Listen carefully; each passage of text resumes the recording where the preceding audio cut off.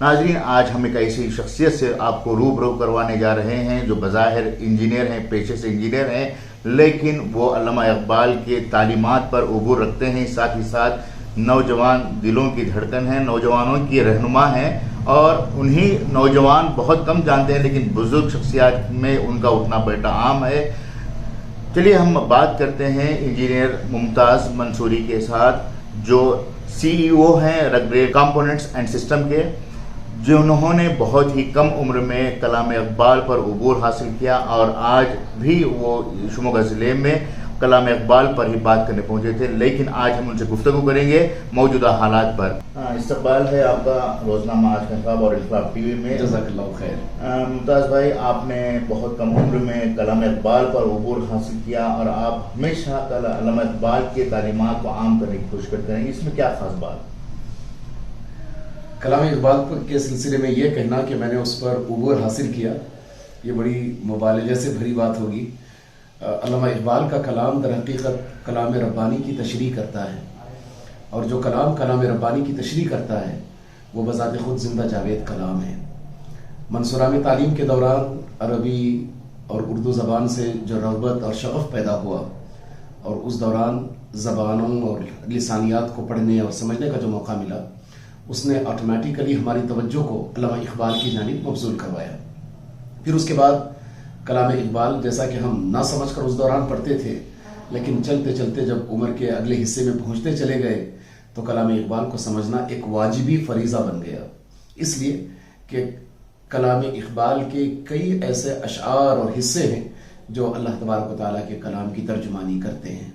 جی، اس وقت نوجوان نسل بے راہوی کا شکار ہو رہی ہے، اس کی وجہ کیا ہے، کسے مانتے ہیں آپ؟ نوجوان نسل کی بے راہوی کا جو بنیادی سبب ہے وہ در حقیقت ان کی زندگی کے اندر بے مقصدیت ہے۔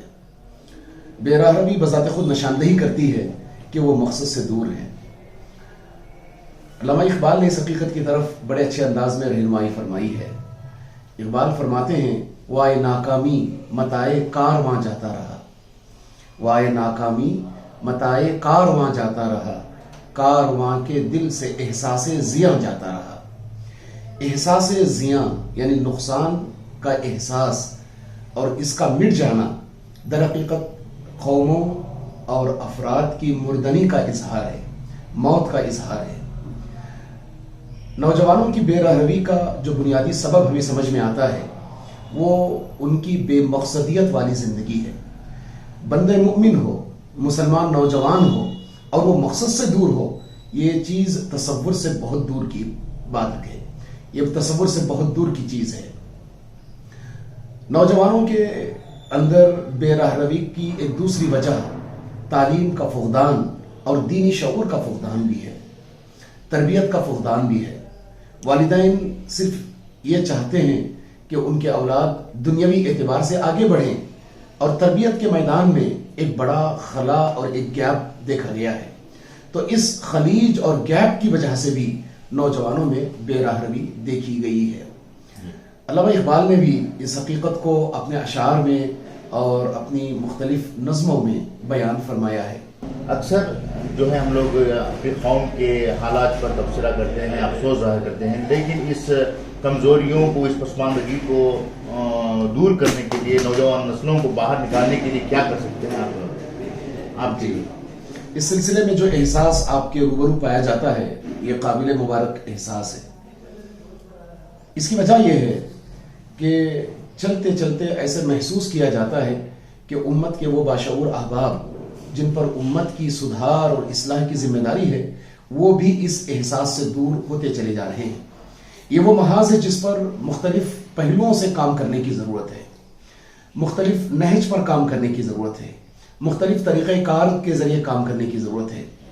اپروچ اور میتھڈالوجی کے اندر فرق ہو سکتا ہے، لیکن کام کی اہمیت ہر ایک کے روبرو ہے۔ سدھار اور اصلاح کا یہ جو پہلو ہے یہ ابدی پہلو ہے، ہمیشہ رہے گا۔ سوسائٹی کے اندر، معاشرے کے اندر فساد کا رونما ہونا یہ بھی لازم ہے، یہ حقیقت ہے۔ واللہ لا يحب الفساد، اللہ تبارک و تعالیٰ زمین میں فساد کو پسند نہیں کرتے۔ قرآن نے یہ بھی اشارہ کیا، واللہ یعلم المفسد من المصلح، اللہ تبارک تعالیٰ فسادیوں کو بھی جانتا ہے اور مصلحین کو بھی اچھی طرح جانتا ہے. قرآن یہ بھی وضاحت کرتا ہے کہ فساد وہ چیز نہیں ہے جسے اللہ تبارک تعالیٰ تادم آخیر برداشت کرے. وَلَوْلَا دَفْعُ اللَّهِ النَّاسَ بَعْضَهُمْ بِبَعْضٍ لَفَسَدَتِ الْأَرْضُ.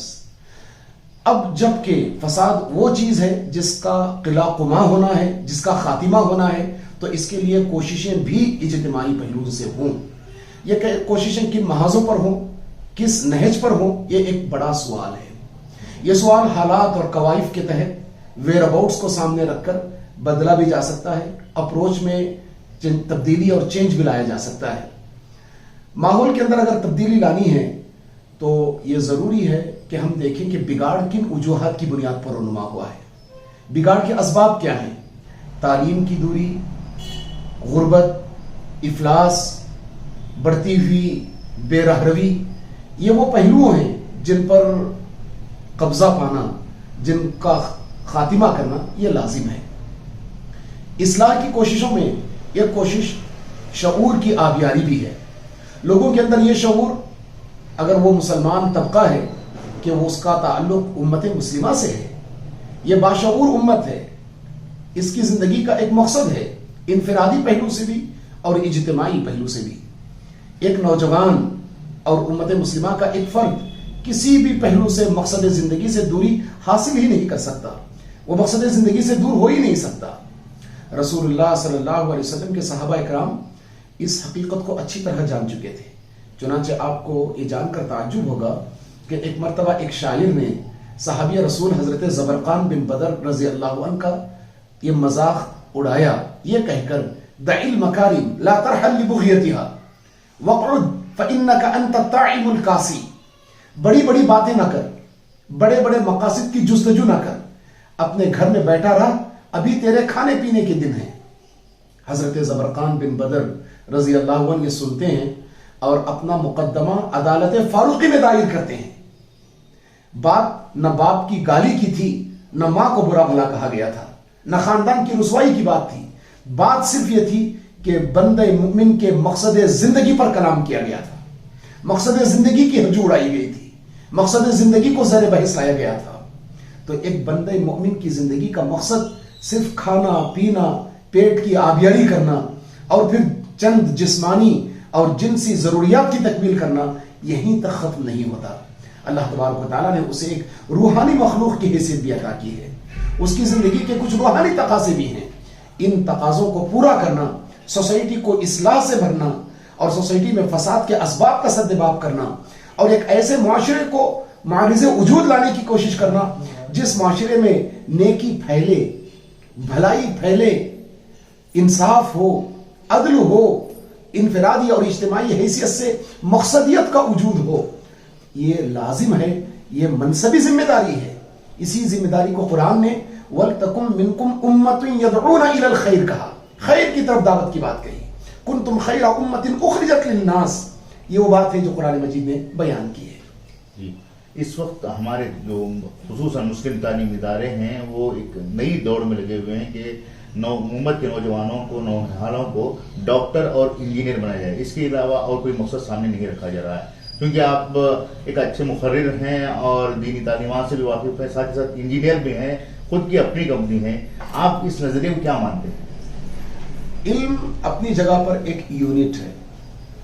علم کو سمجھنے کے لیے مادی علم یا دنیاوی علم اور پھر علم کی دوسرا حصہ روحانی علم یا دینی علم, اس طریقے سے بانٹا تو جا سکتا ہے, لیکن علم کی تقسیم اور ان تقسیم کی بنیادوں پر اور تقسیم کی ان بنیادوں پر یہ سمجھنا کہ کوئی دنیاوی علوم کا شہسوار ہے, کوئی دینی علوم کا شہسوار ہے, یہ خیال حقیقت سے ذرا دور نظر آتا ہے. ہونا تو یہ چاہیے کہ علم کو بحیثیت یونٹ کے جانا جائے, بحیثیت یونٹ کے پڑھا جائے.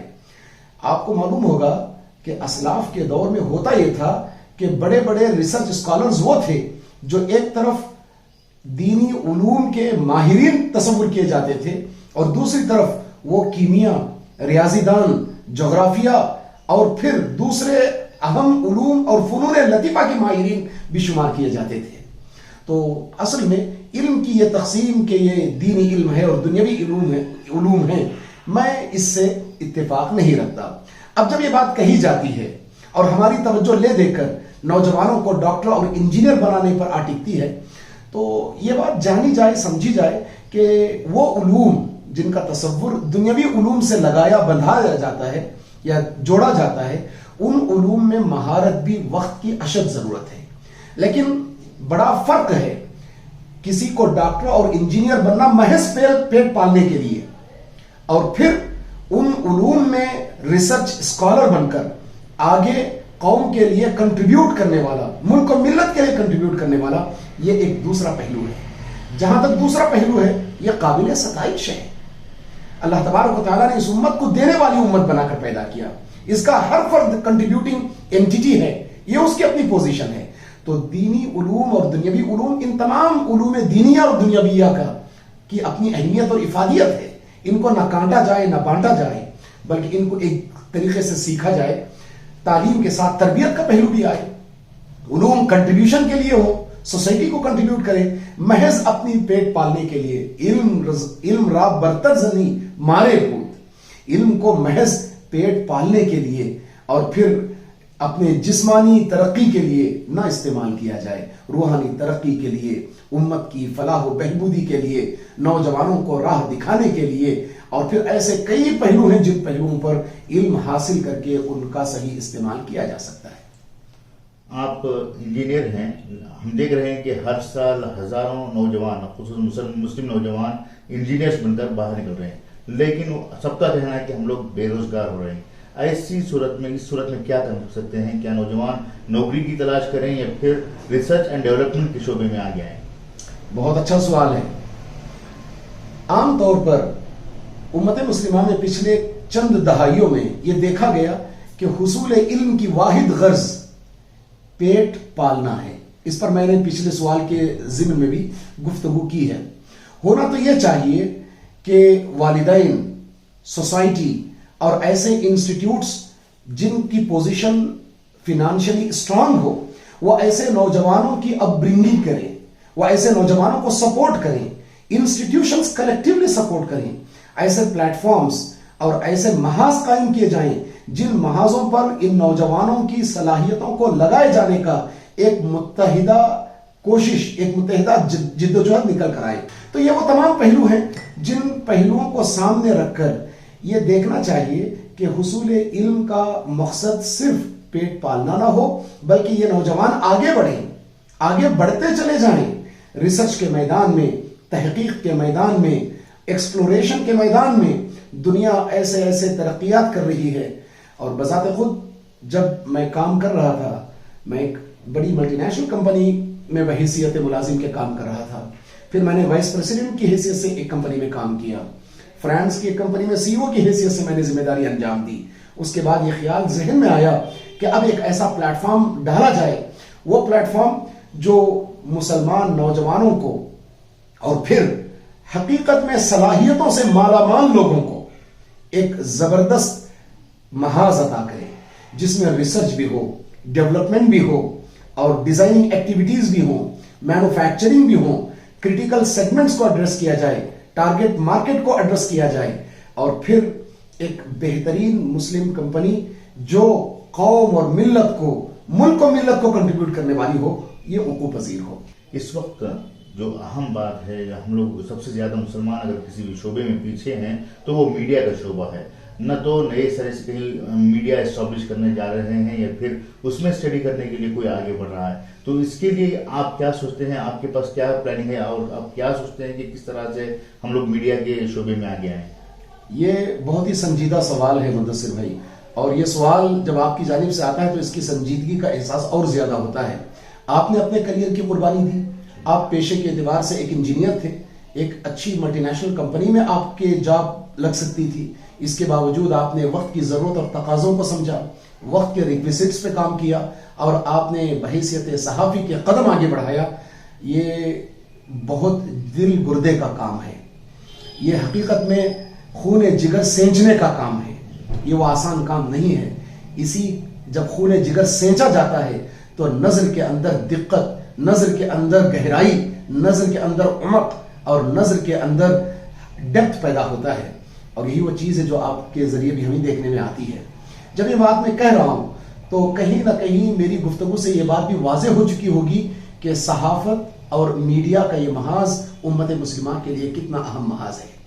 دعوتی کام ہوں، تربیتی سیشنز ہوں، ٹریننگ انسٹیٹیوشنز ہوں یا ٹریننگ سیشنز ہوں، اور پھر کھیل کود کے دوسرے ٹریننگ ایسپیکٹس ہوں، یا پھر ریسرچ اور ایکسپلوریشن کی تفصیلات کو پہنچانا ہو، امت کے نونہالوں کی، امت کے نوجوانوں کی، امت کے انٹرپرنرز کی، اور امت کے اندر تعلیم یافتہ اور غیر تعلیم یافتہ احباب کی تربیت کرنا ہو، تو آج سوشل میڈیا جس طریقے سے اپنا کردار ادا کر رہا ہے، ایک بے وقوف ہی اس سے انکار کر سکتا ہے۔ تو یہ بات واضح ہے کہ امت کے لیے صحافت اور میڈیا کا محاذ آج کے دور میں اہم ترین محاذوں میں سے ایک محاذ ہے۔ اس کی اہمیت سے قطعاً انکار نہیں کیا جا سکتا۔ ضرورت اس بات کی ہے کہ نوجوان اس صحافت کے میدان کے بنیادی پہلوؤں سے اپنے آپ کو آگاہ کریں۔ جب ان سے میڈیا کے محاذ پر سوالات کیے جائیں، وہ طاقت و قوت ان کے اندر ہو، وہ زبان دانی ہو، وہ پرسپیکیاسٹی ہو، اور زبان کی لطافت ہو، فصاحت ہو، اور گفتگو کا نہج ہو، اور سلیقہ ہو، شائستگی ہو، بولنے کا طور طریقہ ہو۔ ان تمام چیزوں کے ذریعے، ان تمام فیکلٹیز اور پروٹوکالز کو سامنے رکھ کر نوجوان میڈیا کے سامنے آئیں۔ خود بھی ہو سکتا ہے کہ کبھی ایک دو محاذ پر شروع میں ناکامی ہو، لیکن وہ اپنی تربیت ایسے کریں۔ اور آپ الحمدللہ مجھ جیسے اجنبی اور غریب اور مفلس اور نہ جانے کیا کیا اوکے یا کم تعلیم یافتہ شخص کی آپ انٹرویو کر کے وہ محاذ فراہم کر رہے ہیں، جس محاذ کے ذریعے الحمدللہ ہماری اپنی ذاتی تربیت بھی ہوتی ہے۔ تو اس طریقے سے مختلف نوجوان اگر آ کر آگے اپنی انٹرویو کو پیش کریں، اپنی خیالات کا اظہار کریں، اپنے موقف کو ظاہر کریں، اپنے نریٹیوز کو پیش کریں، اور پھر سلگتے ہوئے مسائل کے سلسلے میں اپنے بیانیہ کا اظہار کریں، تو مجھے یقین ہے کہ امت مسلمہ ایک کمبائنڈ نریٹیو کو لے کر دنیا کے روبرو اپنے آپ کو پیش کر سکتی ہے۔ تو ناظرین، یہ تھے سید ممتاز منصوری صاحب، جنہوں نے اپنے زرین خیالات سے آپ کو روشناس کیا ہے۔ امید کہ آپ ان خیالات کو اپنی زندگیوں میں عملی طور پر اپنانے کی کوشش کریں گے۔ انقلاب نیوز کے لیے کیمرہ پرسن آفتاب کے ساتھ مدثر احمد۔